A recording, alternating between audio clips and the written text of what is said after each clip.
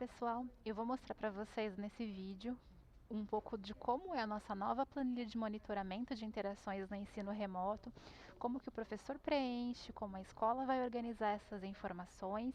Então eu já deixei aqui uma pasta, né, com alguns arquivos pré-preenchidos e os meus dois arquivos originais, que são os mesmos que vocês receberam na escola. Então eu tenho aqui o nome do arquivo, que é o do professor, e a sistematização, que é para unificação de informações, tá? Vou exemplificar como que será o preenchimento do professor. Essa é a carinha da nossa nova planilha. O que vocês veem aqui de diferente? Ela é mais enxuta, então o professor ele, indica menos coisas a respeito das crianças.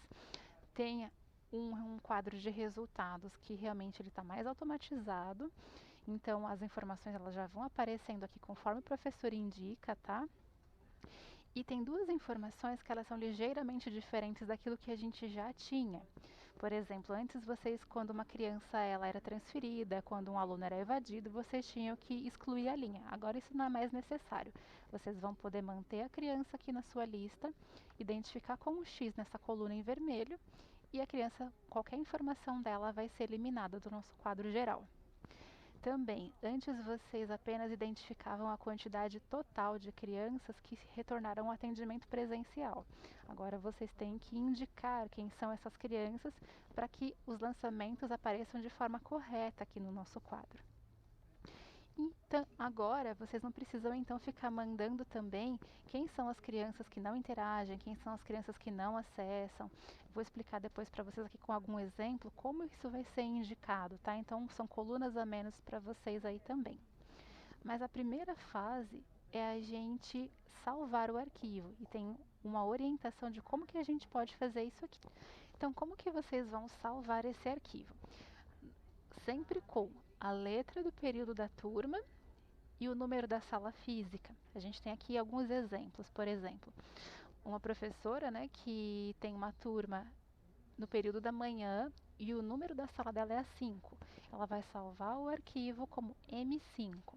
Se é uma professora da turma integral, que é o número de sala 7, ela vai salvar I7. E assim conforme a necessidade, tá?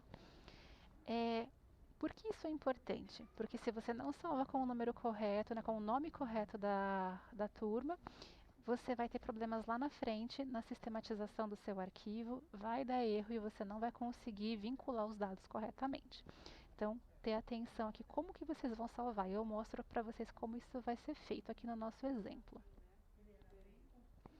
Então, nesse caso, eu escolhi uma turma da noite, que vai ser a minha N2. Vou fazer um exemplo aqui da EJA. Então, já salvei aqui a minha turma N2. E aqui embaixo na guia da planilha, eu vou fazer a mesma coisa. Eu também tenho que mudar e fazer a identificação exatamente igual. Depois que identifiquei aqui com o nome, eu vou começar a fazer o cabeçalho. Eu escolhi aqui um exemplo na MF Augusto Boal. E eu vou escolher qual é a minha turma aqui. Eu já tenho uma lista, né, pré-organizada. E eu vou colocar aqui uma sala de já um multi, minha turma A do período noite. Então, as turmas de EJA, o que vocês têm que observar no preenchimento? Independente se a turma ela é vespertino, a identificação dela em nome de arquivo e dentro do arquivo vai ser sempre noite, tá bom?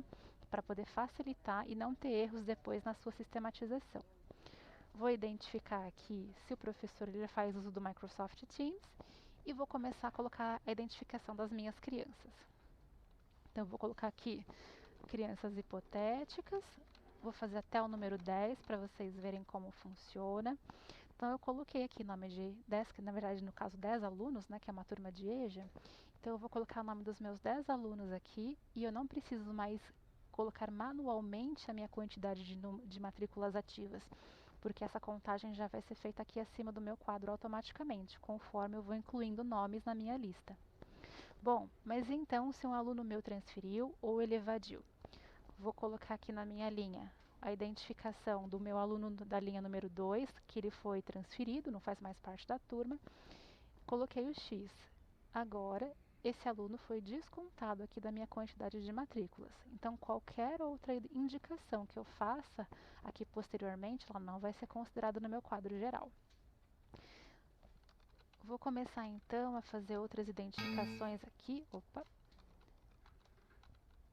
das crianças que estão no presencial. E vou fazer também aqui algumas identificações aleatórias quanto ao acesso e interação.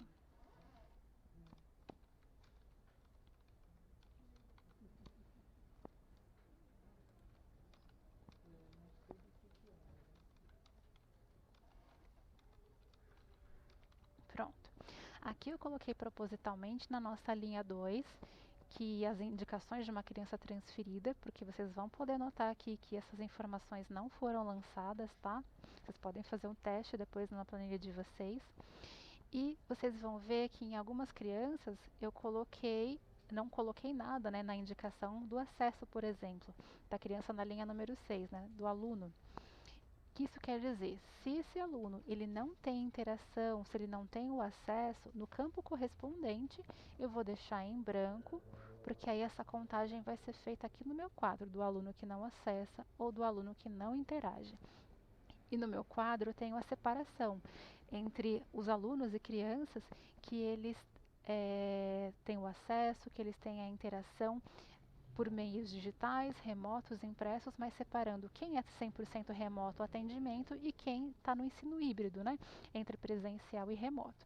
Então, eu tenho essas separações e os totais referentes a cada turma. Vocês vão observar que, embora a gente tenha aqui nas perguntas falando a respeito de criança, aluno, no caso das creches, a gente tem uma observação especial porque as famílias são consideradas quando a gente analisa, né, o lançamento de acesso e interação, porque assim a gente consegue abranger todos os grupos, né, de ensino aqui.